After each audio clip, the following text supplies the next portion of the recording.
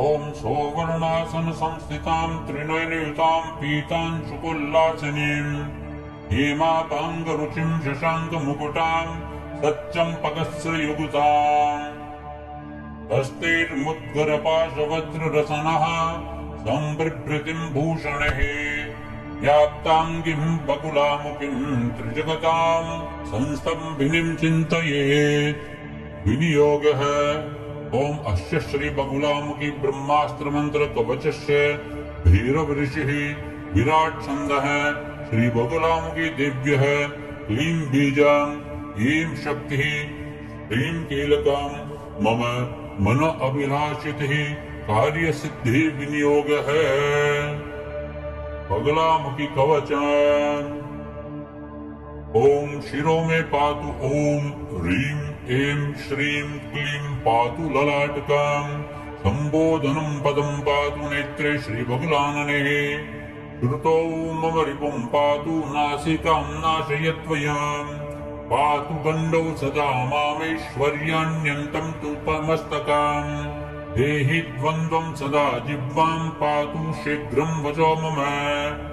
गण्डदेशं मनः पातु वाञ्छितं बाहुमूलकम् आर्यं साधयद्वन्द्वं तु करो पातु सदा मम मायायुक्ता तथा स्वाहा हृदयं पातु सर्वदा अष्टाधिकं चत्वारिंश दण्डाढ्यां बकुलामुखी रक्षां करोतु सर्वत्र गृहे रण्ये सदा मम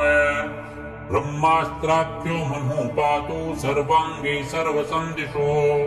मन्त्रराज सदा रक्षां करोतु मम सर्वदा। ओम ह्रीं पातु नाभिदेशं कटी मे बगलावतु मुखीवर्णद्वयं पातु लिङ्गं मे मुष्टयुग्मकं जानुने सर्वदुष्टानां पातु मे वर्णपञ्चकं वाचं मुखं तथा पादं षड्वर्णः परमेश्वरी जङ्घायुग्मे सदा पातु बगला रिपुमोहिनी स्तम्भयेति पदं पृष्ठं पातु वर्णत्रयं मम जिह्वा वर्णद्वयं पातु गुल्फो मे कीलयेति च पादोर्ध्वः सर्वदा पातु बुद्धिं पादतले मम विनाशय पदं पातु पादाङ्गुल्योर्नखानि मे ह्रीं बीजं सर्वदा पातु बुद्धिन्द्रिया वचांसि मे सर्वाङ्गं प्रणव पातु स्वाहा रोमाणि वेवतो ब्राह्मी पूर्वदले पातु चाग्नेयां विष्णुवल्लभा माहेशी दक्षिणे पातु चामुण्डा राक्षसेवतो कौमारी पश्चिमे पातु वायव्ये चापराजिता वाराही चोत्तरे पातु नारसिंही शिवेवतो ऊर्ध्वं पातु महालक्ष्मीः पाताले शारदावतो इत्यष्टौ शक्तयः पान्तु सायुधाश्च सवाहनाः राजद्वारे महादुर्गे पातु मां गणनायकः श्मशाने जलं मध्ये च भैरवश्च सदावतो विभुजा रक्तवचनः सर्वाभरणभूषितः योगिन्यः सर्वदा पान्तु महारण्ये सदा मम इति ते कथितं देवी कवचं परमाद्भुतम्। फलश्रुतिः श्रीविश्वविजयं नाम कीर्ति श्रीविजयप्रदाम् अपुत्रो लभते पुत्रं धीरं शूरं शतायुषाम् निर्धनो धनमाप्नोति कवचस्यास्य पाठतः जपित्वा मन्त्रराजं तु ध्यात्वा श्रीबकुलामुखीं पठेदितं हि कवचं निशायां नियमात्तु यः यत् कामयते कामं साध्यासाध्ये महीतले तद्यत् काममवाप्नोति सप्तरात्रेण शङ्करी गुरुं ध्यात्वा सुरां पीत्वा रात्रौ शक्तिः समन्वितः कवचं यः पठेत् देवी तस्य आसाध्यं न किञ्चन यं ध्यात्वा प्रजपेन मन्त्रं सहस्रं कवचं पठेत् त्रिरात्रेण वशं यान्ति मृत्यो तन्नात्र संशयः लिखित्वा प्रतिमां शत्रुः सतालेन हरित्रयः लिखित्वा हृदि तन्नाम तं ध्यात्वा प्रजपेन्मनुम् एकविंशतिदिनं यावत् प्रत्यहं च सहस्रकाम्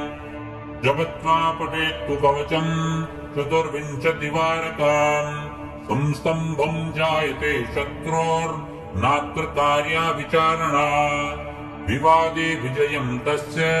संग्रामे जयमाप्नुयात् श्मशाने च भयं नास्ति कवचस्य प्रभावतः नवनीतं झाविमन्त्रे स्त्रीणां सत्यां महेश्वरी वन्ध्यायां जायते पुत्रो विद्या बलसमन्वितः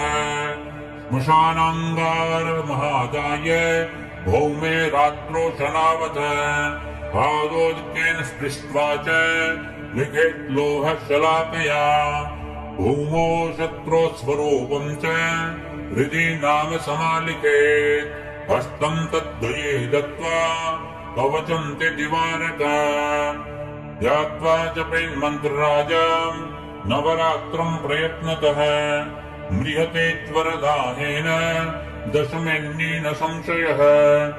ऊर्जपत्रेष्विदं स्तोत्रम् अष्टगन्धेन संलिखेत् धारयेत् दक्षिणे बाहौ नारी वामभुजेत्तथा संग्रामे जयमाप्नोति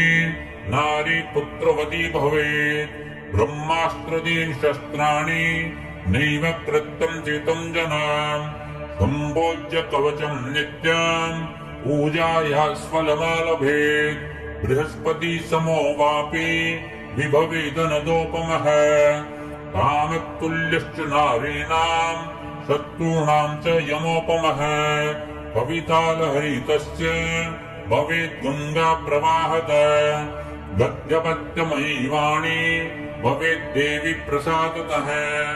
1100 यावत् पुरश्चरणं मुच्यते पुरश्चर्याविहीनं तु न चेदं फलदायकम् न देयं परशिष्येभ्यो दुष्टेभ्यश्च विशेषतः देयं शिष्याय भक्ताय